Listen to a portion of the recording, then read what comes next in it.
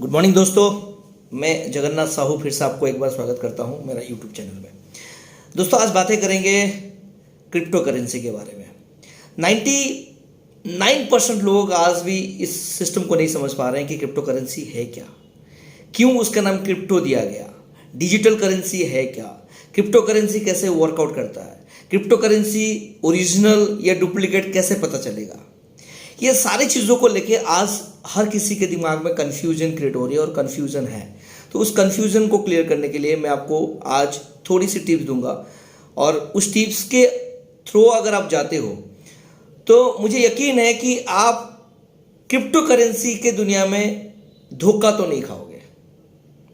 पैसा बनाना नहीं बनाना, crypto market में क्रिप्टो करेंसी का वैल्यू अप होना डाउन होना वो उसका नेचर है, उसको बदल नहीं सकते। लेकिन क्रिप्टो के नाम से जो धोखाधड़ी हो रहा है, क्रिप्टो के नाम से जो गलत कॉइन मार्केट में चल रहा है, उसको कैसे पहचानोगे आप।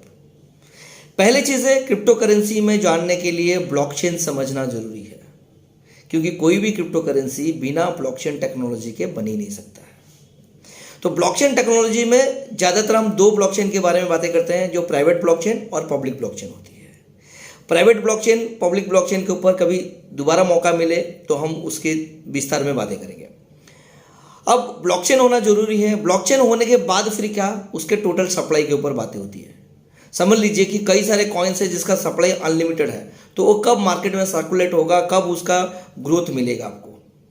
तो दूसरा, सप्लाई, कितने सप्लाई है, ये आपको ब्लॉक एक्सप्लोरर जिस ब्लॉकचेन में है उस ब्लॉक एक्सप्लोरर में जाके आप चेक कर सकते हो। उसके बाद आती है उसका यूज केस, कहां पे वो यूज होने वाला है। सबसे इंपॉर्टेंट है यूज केस। अब कॉइन बनी नहीं है, ब्लॉकचेन में आने वाला है, ब्लॉकचेन है नहीं, और यूज केस के लिए आपको क्या करना पड़ेगा, या तो कोई यूटिलिटी एप्लीकेशन के साथ उसको मर्ज करना पड़ेगा, या तो एक्सचेंज में आ जाए तो उसको बाय एंड सेलर मिल जाएगा, तो एक्सचेंज में आना जरूरी है, या कोई एक्सचेंज में है या नहीं है वो पता कीजिए। बहुत सारे कॉइन्स क्या होती है, डिसेंट्रलाइज एक्सचेंज में इनिशियल लेवल में वो आ जाता है, लेकिन वो ग्रोथ नहीं मिलता है। तो सेंट्रलाइज एक्सचेंज में है या नहीं है, डिसेंट्रलाइज एक्सचेंज में है या नहीं है, उसका यूज केस क्या है, किस प्रपोजल के लिए वो बनाया हुआ है, उसका व्हाइट पेपर में क्या लिखा है, वो सारे जो चीज़ें को अगर बारीकी से आप समझ जाओगे ना, तो आप क्रिप्टो करेंसी में धोखा नहीं खाओगे। और क्रिप्टो मार्केट आने वाले टाइम में बहुत बड़ी इंडस्ट्री बनने जा रही है, तो इसके बारे में नॉलेज रखना बहुत जरूरी है।